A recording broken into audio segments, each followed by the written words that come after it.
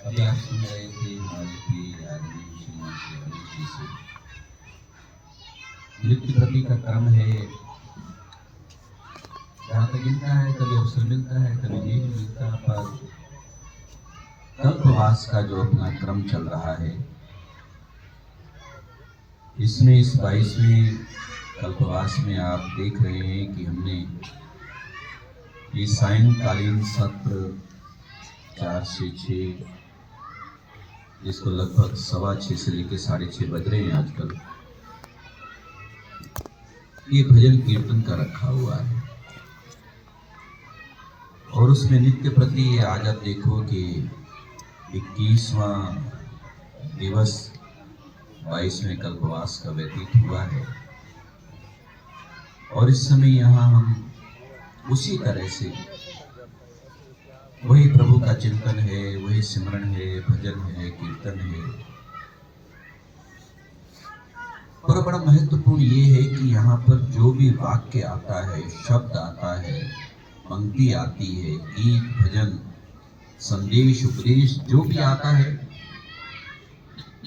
वो सब हमारे कल्याण के लिए, मानव के कल्याण के लिए, जीवन के उत्थान के लिए, आत्म मंथन के लिए, अपने चिंतन के लिए, लोक को सुधारने के लिए, परलोक में कुछ ले जाने के लिए, ये सारी प्रेरणाएं इस एक मास में, इन 2 घंटों में हमेशा मिलती रहती है।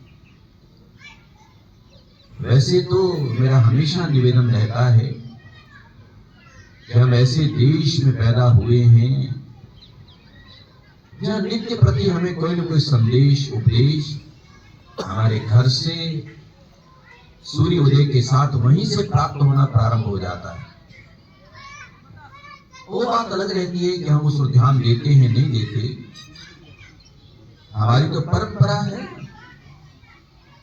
प्रभु श्री राम वाली की प्रातःकाल उठ के रघुनाथा मात पिता गुरु नामई माता, ये हमारी परंपरा है, जिसके लिए बार बार हम पुकार पुकार के कहते हैं कि भारतीय संस्कृति क्या है। यही संस्कृति है जो हमारी जीवन शैली है, जो हमारे जीवन का क्रम है, यही तो भारतीय संस्कृति है।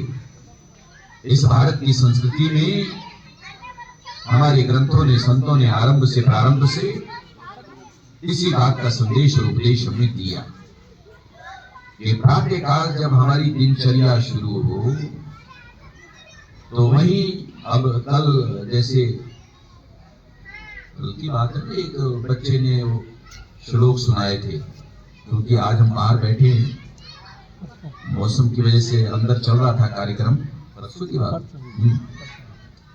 परसों एक बच्चा आया हुआ था फरीदाबाद से, छोटा सा, तो उसने कराग्रे वस्ती लक्ष्मी आदि आदि जब सुनाए थे, तो उसका बच्चे का यही था ना, उसको सिखाया गया कि हम प्रातःकाल उठ करके दिनचर्या कैसे प्रारंभ करें। वो तो अपने आप से हो जाती है। हम हाथ का दर्शन करते हैं, भूमि का स्पर्श करते हैं, प्रभु का धन्यवाद करते हैं कि तेरी कृपा से हमारी आंख खुली है। उसके बाद फिर माता पिता का वंदन, अभिनंदन, नमन, प्रणाम, फिर स्नान में भी प्रभु का नाम, फिर उसके बाद थोड़ा ध्यान, फिर बाल भोग। बहुत सारी क्रियाएं तो हमारी बाल भोग से, नाश्ते से पहले संपन्न हो जाती हैं। तो ये हमारी दिनचर्या के अंग हैं। यही है भारतीय संस्कृति। भारत की संस्कृति में मानव जीवन के उत्थान और कल्याण के लिए, लोक और परलोक के लिए, उसके सुधार के लिए सारे संदेश और उपदेश और प्रेरणाएं हैं। वही चीज हमारे आदरणीय श्री रमेश जी अभी बता रहे हैं। और आज कितना प्यारा एक अवसर, सौभाग्य की बात है। आपने भी कहा आप एक दिव्य विभूति के दर्शन कर रहे हैं। वैसे समय समय पर कृपा करते रहते हैं मेरे तो बहुत आदरणीय, सम्माननीय, पूजनीय, क्योंकि संत न होते जगत बीच तो जल मरता संसार। संत तो हमेशा पूजनीय है। एक संत ही तो है जिन्होंने ये माला धारण करके इस आग की भट्टी में अपने आप को, यानी अपने उन समग्र केवल विकारों को नहीं, वो तो दग्ध हो ही जाते हैं, लेकिन इच्छाओं का भी दमन कर देते हैं। आकांक्षा, अभिलाषा, इच्छा सब स्वाहा। ऐसा अग्नि का कुंड जिसकी ज्वाला ये तन बदन पर हमेशा इन वस्त्रों के रूप में हमें दिखाई देती है, प्रज्वलित, और उसके अंदर काया कलेवर रहता है, जिसके अंदर ये तपता है शरीर। इसी वसन को, इसी काषाय वेश को धारण करना ही अपने आप में बहुत बड़ा तप है। हमारे तपस्वी संत महात्मा कहलाते हैं। उसी क्रम में हमारे आदरणीय, हमारे सम्माननीय, हमारे पूजनीय, मेरे बहुत ही प्रिय प्यारा सा धाम वो आदि बद्री। 5 बद्री हैं। बद्री विशाल तो सब लोगों ने देखा है, लेकिन जब अपना अनुष्ठान वहां चलता था, 18 दिवसीय गीता योग साधना अनुष्ठान जून के महीने में, तो वहां भी लगभग सारे हमारे भक्त एक बार तो हो आए हैं, कोई 2 बार हुआ है, कोई 10 बार हुआ है, क्योंकि 10-11 साल तक निरंतर वो चलता रहा। तो वो महाराज श्री का प्यारा एक धाम, उन्नत शिखर पर आरूढ़, दिव्य भव्य अद्भुत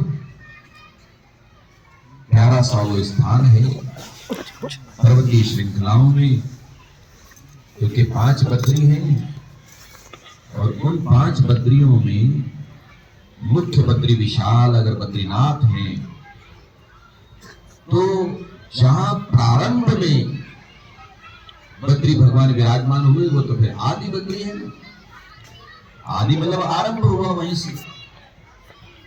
तो प्राचीन स्थान आदि बद्री चमोली जिले में, उत्तराखंड में, वहां पर महाराज श्री का प्यारा सा वो स्थान, जहां पर अपने को कई वर्ष तक जाने रहने का सौभाग्य प्राप्त हुआ, साधना का अवसर मिला। उन्नत शिखर है, प्यारा धाम, प्यारा स्थान है, और उसी तरह से महाराज जी का जीवन भी। आप भी एक पर्वतीय श्रृंग की तरह, शिखर की तरह उन्नत है, सशक्त है, अस्तर बड़े मजबूत होते हैं, आप भी मजबूत है। और फिर वहां पर गंगा यमुना आदि की धाराएं, मंदाकिनी है, अलकनंदा है, उन धाराओं का प्रवाह वहां प्रवाहित है। तो महाराज श्री के जीवन में भी कहीं भक्ति की धारा है, कहीं ज्ञान की धारा है, कहीं वैराग्य की धारा है, कहीं तप की धारा है, कहीं साधना की धारा है, पूजा पाठ की धारा है। आपके जीवन में भी कई धाराएं महाराज श्री प्रवाहित हो रही। तो ऐसे उन धाराओं के प्रवाह को अपने अंदर संजोए हुए हमारे पूज्य चरण सुनाम धन्य महामना श्रीमान श्री स्वामी रामानंद जी महाराज, आप पधारे हैं, आपका स्वागत है। करो स्वागत, ताली बजा। वेरी वेरी मोस्ट वेलकम महाराज श्री, आपका बहुत बहुत स्वागत है, बहुत बहुत आपका अभिनंदन है, आप पधारे हैं। आज आप आए तो मैंने कहा कल आपको सब सुनेंगे।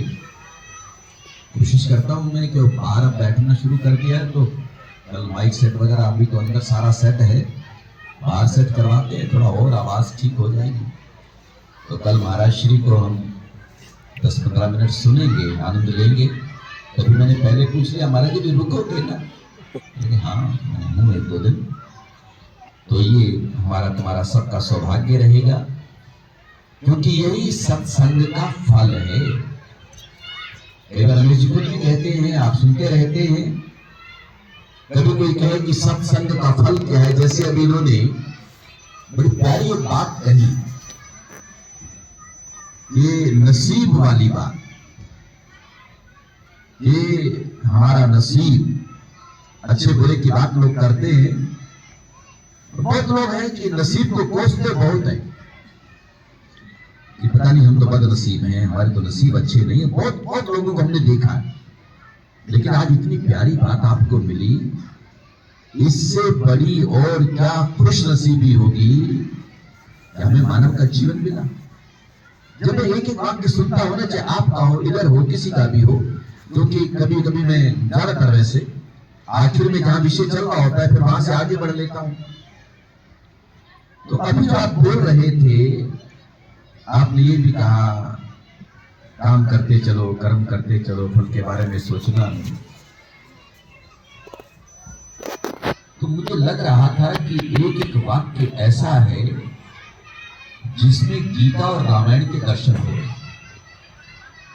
ये भगवान श्री कृष्ण, भगवान केशव, अगर वो 5168 साल पहले, 69 साल पहले, क्योंकि 5000 वर्ष से ऊपर का समय हो गया, जब कुरुक्षेत्र के जंग मैदान में भगवान श्री कृष्ण का उद्घोष हुआ था, उनका एक गीत गूंजा था वहां, वो गीत श्रीमद् भगवद गीता कहलाया। और उसमें भगवान ने बड़ा स्पष्ट कहा कि कर्मण्येवा अधिकारस्ते मा फलेषु कदाचन। आपने भी वही कहा, कर्म किए जा, फल की चिंता मत कर रहे किसान। उधर भी हमारे अभी कह रहे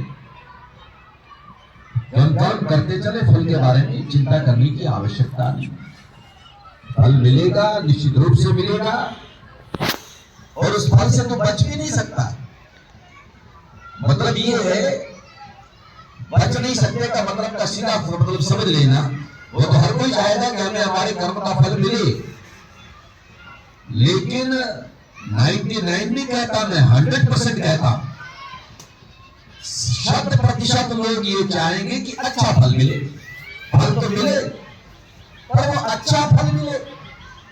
आप में से कौन ऐसा है जो चाहे कि नहीं अच्छा नहीं, बुरा भी मिले तो मिले, और सब चाहोगे अच्छा फल मिले। तो अच्छा फल मिलेगा जरूर, पर अच्छे कर्म करने पड़ेंगे। वो 100% होगा कि 100% अच्छे कर्म करो तो 100% अच्छा फल मिलेगा। खाली चाहने से नहीं बनती बात। कोई ये सोचे कि भगवान आपने घोषणा की है कर्म किए जा, फल की चिंता मत कर रहे इंसान, जैसे मैं आ जाऊंगा अगली पंक्ति ये गीत में